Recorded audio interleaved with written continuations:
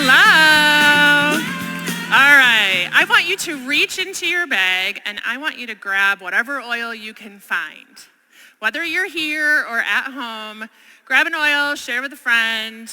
I want you to put a few drops. Oh, see, this bottle of Balance didn't have a top on it. All right, hold on. All right, and I want you to do some deep breaths for me. If you ever get too much on your hands, just rub it on your arms. All right, let me grab my clicker. So you, by inhaling that oil, have just turned on digestion. Today we're going to talk about gut health. But first, you need to know, I don't know, is my gut healthy? Is it not healthy? So here's a few simple things that you can use to tell if you have a healthy gut. Do you have 2 bowel movements a day? And I like to say to my kids, mashed potatoes in an S-shaped formation. Serious, it works, right? You can all picture that. Okay, and the other thing is, do you experience no pain or bloating when eating the food that God made? Sometimes my teenage boys will say, Mom, my belly hurts. And I'll say, what'd you just eat? And they tell me, and I say, well, yeah, you should be experiencing pain after you ate that. All right, so this next slide, I want you to take a picture of this. When you get home, you can print this off. You can put this in your bathroom, or even better, on your refrigerator, and have discussions about this every night while you have dinner. All right? This is called the Bristol Stool Scale. This is a real thing. I did not make this up. And by this chart, you can know if you have healthy bowel movements. So type 3 or type 4 is what we're going for. Maybe it looks a little bit like corn on the cob or sausage. Rabbit droppings and gravy, no good. Okay? All right. Now, the reason we're talking about gut health is because it is the center of all health in the body. There are so many different organ systems in the body that are affected by the gut. I just read yesterday, they are now looking at a gut-eye axis, meaning what happens in your gut affects your eyes as well. So let's dig into these different body systems. Number 1 is cardiovascular. For example, the digestive system uses cholesterol in order to make bile. So if your digestive system is working right and you're making enough bile, it helps supports healthy cholesterol levels in the body. Blood pressure and overall heart health are also affected by the gut. Urinary system, this is a big one. If you want consistent urinary health, look to make your gut more healthier. There is also a gut-lung axis. The lungs actually have their own microbiome as well. But for ease of breathing, your gut health is going to impact the health of your lungs. Now, clear skin and freedom from occasional itching starts in the gut. The skin is a really great mirror to your overall health, the center of that being the gut. And so good gut health is going to give you healthy looking skin. The development and the response of the immune system also related to the gut. Gut bacteria stimulates the development of immune systems in the small intestine. And 70% of your immune system is created and housed here. A healthy gut microbiome helps the immune system respond to injury or infection without attacking healthy body tissue. Just like the lung gut axis, there's a brain gut axis. This is, I think, the one that we're most familiar with. Now, this happens through a wired and a wireless system.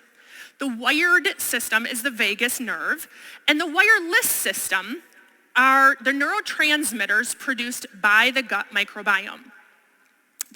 Both the vagus nerve and the neurotransmitters focus on communication between the gut and the brain.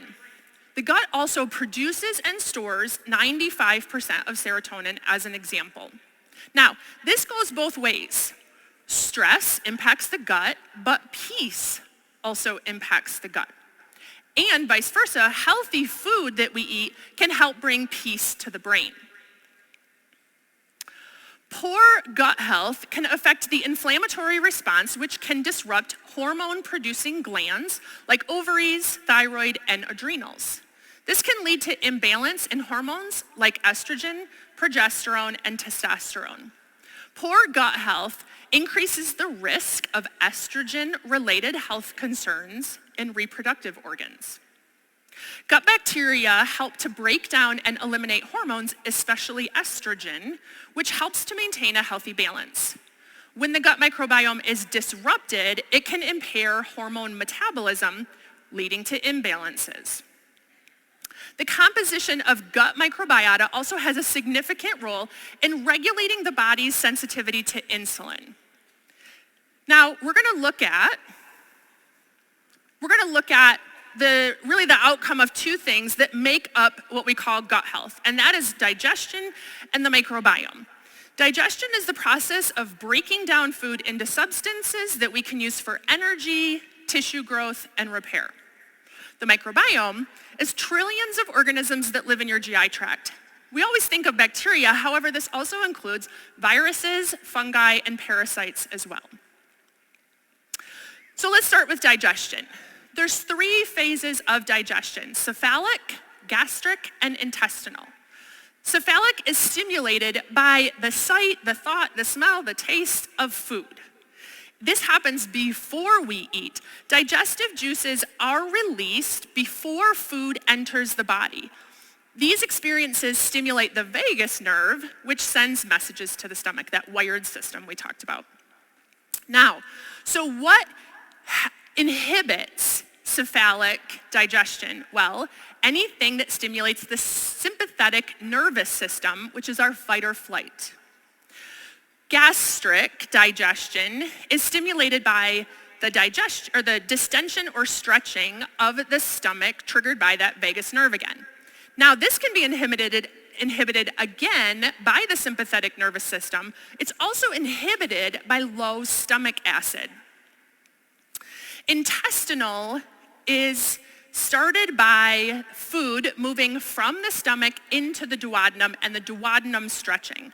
And this will stimulate gallbladder and pancreas function. So what are some things that we can do to aid in those phases of digestion? Well, the first one's cephalic. Anything that reduces stress or aids in feelings of safety. So we want to use oils with grounding and calming aromas, adaptive capsules or serenity soft gels, deep breathing, and choosing thoughts of safety, and having that mealtime experience of prayer, laughter, spending time with people that we love. That all helps us in digestion. Now, the second phase, gastric, we need to maintain enough acid for this. We also need to be in that rest and digest phase. So one of the things I like to recommend is MetaPower Recharge. The hydrochloric acid that we need in order to digest in our stomach requires electrolytes in order to be created. And so the electrolytes in MetaPower Recharge help our body create hydrochloric acid. I bet you didn't know TerraZyme also includes hydrochloric acid. So it's great for this phase of digestion as well as the third phase. And I love all of the Digest Zen oil blend, soft gels, and chewables, also great for this phase of digestion. Intestinal, enzymes, bacteria, fiber, and phages. We mentioned TerraZyme. We think of it normally great for this phase of digestion, also the one before. A note about fiber. We need fiber to feed the gut microbiome. If you start using fiber, and all of a sudden you're becoming more like rabbit pellets than the sausage or corn cob, all you need to do is drink more water. Don't stop with the fiber. We need it for the gut microbiome, but water can help a lot get you back to that nice stool that you're looking for. And then PB Restore and PB Assist, also great for this phase of digestion. A note about the new VMG. It was mentioned very briefly this morning that there are some probiotics in the VMG, and that is awesome. So exciting to me that these are 4 unique strains not found in other products. They exist in this product not to grow in our gut microbiome, but to support micronutrient absorption. All right, so we need to cultivate a wide array of microbes in our gut to make our microbiome more capable and resilient. Diversity in our microbiome declines as we age. It also declines when we eat a lot of processed foods. 75% of the world's food is generated from 12 plants and 5 animal species. That is not a lot of diversity. So this lack of diversity needs to be recovered, and the PB Restore and PB Assist are really great ways to continue to give diversity to our gut microbiome so we can have a healthy gut. doTERRA Probiome capsules specifically contain 24 probiotic strains from 22 species. Now, I often get asked, what do all these letters and numbers behind the bacterial strains mean? Well, that means that doTERRA has taken and used very specific strains that have been researched and have proven benefits. Along with prebiotics and postbiotics, I want you to take a look at these bacterial phages on the lower right-hand corner. Remember when we talked about urinary health? These phages have the ability to address a bacterial overgrowth in the urinary tract, keeping you from experiencing discomfort.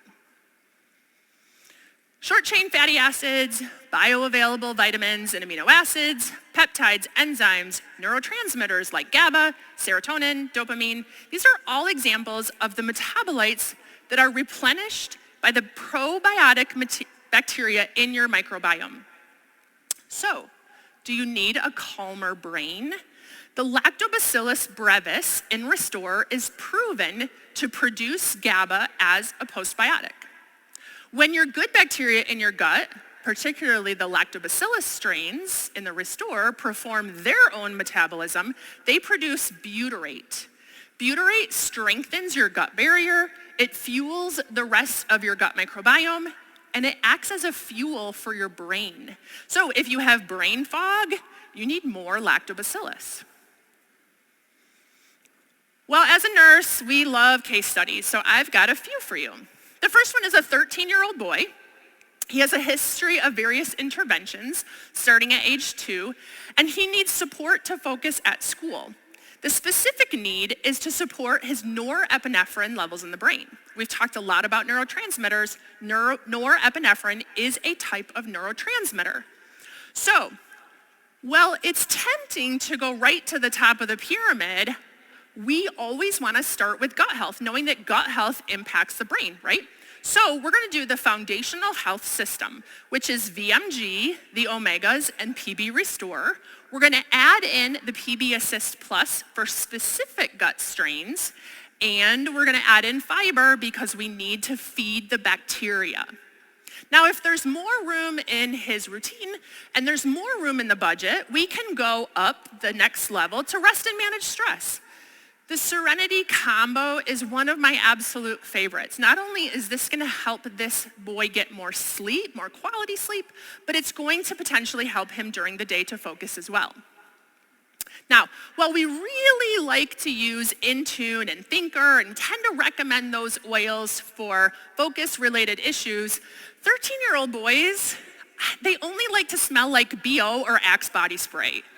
They don't like to smell like essential oils, right? So I am going to suggest peppermint beadlets. Supermint beadlets would also be a good option as well.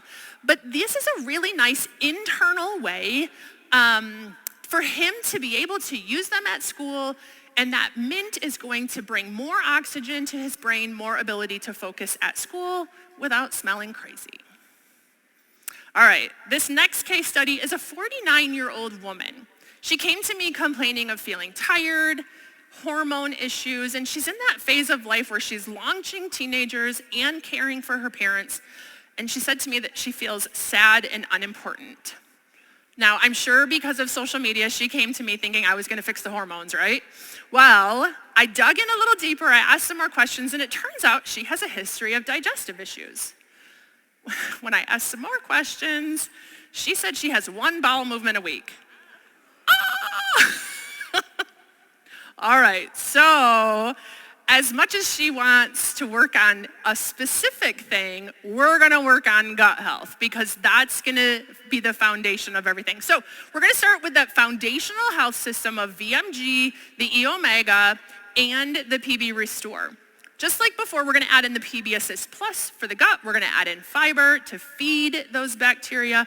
But with her, I'm also gonna add in the MetaPower Recharge, adding not only electrolytes to be able to hydrate her body and her cells, but help in that creation of hydrochloric acid. And we're gonna use Digest Zen soft gels. These are really great to help things move along. And again, move from rabbit pellets once a week to something